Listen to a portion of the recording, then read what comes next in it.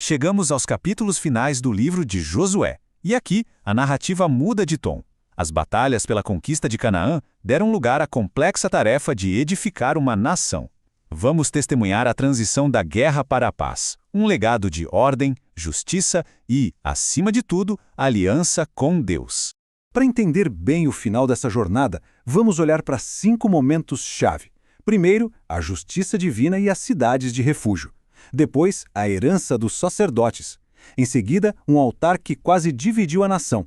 E, por fim, as últimas palavras de Josué e a renovação da aliança em Siquém. Então, vamos começar. Com a terra finalmente em paz, a primeira grande medida de Josué não é sobre poder militar ou fronteiras, é sobre justiça e misericórdia. Isso já nos diz muito sobre os pilares dessa nova nação.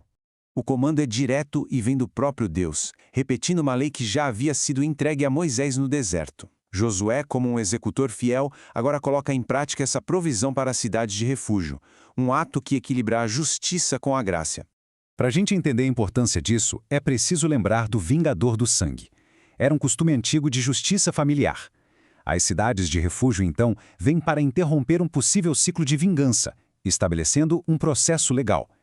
Elas eram um santuário que fazia uma distinção crucial entre um homicídio acidental e um assassinato premeditado. E o processo era bem detalhado e justo. A pessoa acusada precisava fugir para a cidade, apresentar seu caso aos anciãos no portão e, se fosse plausível, recebia asilo. Depois, enfrentava um julgamento e, caso fosse inocentado da intenção de matar, deveria permanecer na cidade até a morte do sumo sacerdote.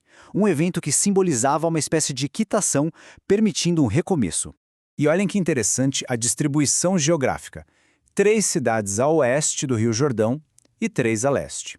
Elas foram posicionadas de forma tão estratégica que ninguém em Israel estaria a mais de um dia de viagem de distância de um lugar de proteção. A justiça divina, portanto, era para ser acessível a todos. Muito bem. Depois de estabelecer a justiça civil, o texto se volta para a tribo sacerdotal, os levitas. Eles eram a única tribo que não receberia um pedaço de terra como herança. O motivo? O próprio Senhor disse a eles: "Eu sou a sua porção e a sua herança." A parte deles era espiritual. E como isso funcionava na prática? As outras tribos cederam um total de 48 cidades para que os levitas pudessem morar. Essas cidades, que incluíam as 6 cidades de refúgio, foram distribuídas por todo o território. Isso os colocava estrategicamente no meio do povo para ensinar a lei e cuidar da vida espiritual da nação. E aqui nós chegamos a um dos pontos mais altos do livro.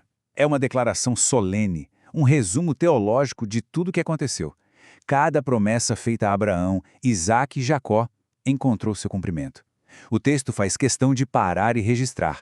A fidelidade de Deus é absoluta. O que ele promete, ele cumpre.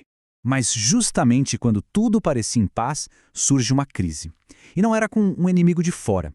O conflito veio de dentro, entre irmãos, e ameaçou quebrar a unidade da nação que mal tinha acabado de se estabelecer. A gente precisa lembrar que as tribos de Ruben, Gade e a meia tribo de Manassés tinham suas terras a leste do Jordão.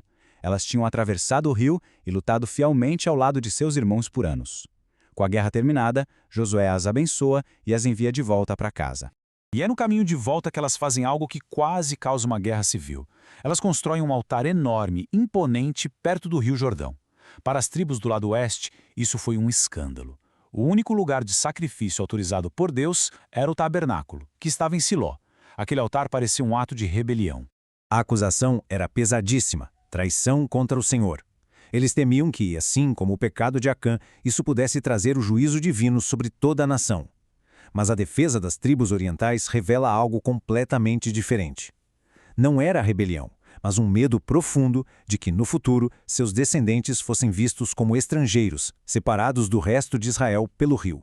A solução é esclarecedora. O altar não era para sacrifícios. Era uma réplica, um memorial, uma testemunha física. Eles até deram um nome ao altar, Ed, que significa testemunho. Era para que as futuras gerações olhassem para ele e se lembrassem: nós, dos dois lados do rio, somos um só povo, servindo a um só Deus. A crise foi resolvida com diálogo, não com espadas. O tempo passa, a narrativa dá um salto e encontramos um Josué já bem idoso, sentindo que seus dias estão chegando ao fim. Ele então convoca todos os líderes de Israel para suas palavras de despedida, seu testamento para a nação. O cenário é solene.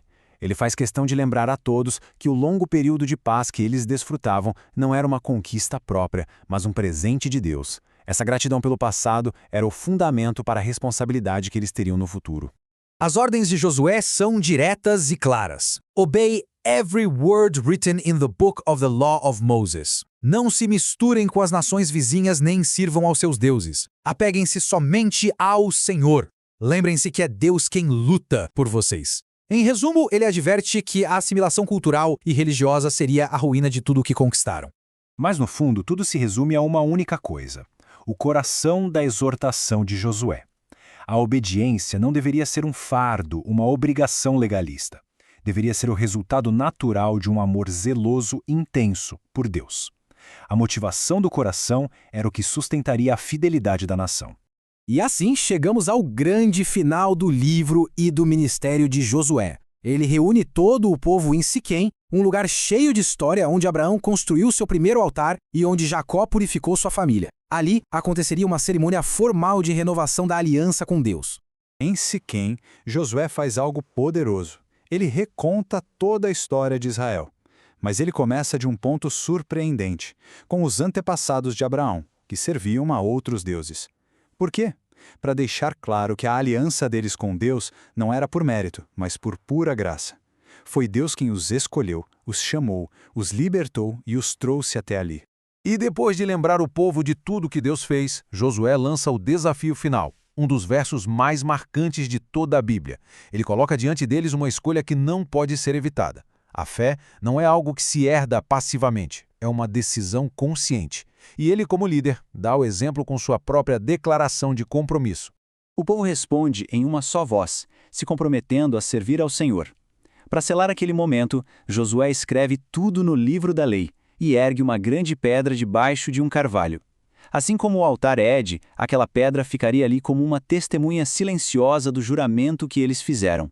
E assim o livro se encerra com o fim de uma era. Josué morre aos 110 anos. Eleazar, o sumo sacerdote, também morre. O texto termina com uma nota poderosa. Israel serviu ao Senhor durante toda a vida daquela geração que viu as obras de Deus. É um belo epitáfio, mas que também deixa uma pergunta no ar. E a próxima geração? Manteriam eles a mesma fidelidade? Essa reflexão é uma produção da Primeira Igreja Batista de Guarulhos, um lugar que busca ser um ponto de encontro entre Jesus e o pecador. Se essa análise da Palavra de Deus foi relevante para você, considere se inscrever em nosso canal, curtir e deixar um comentário. Queremos continuar essa conversa juntos.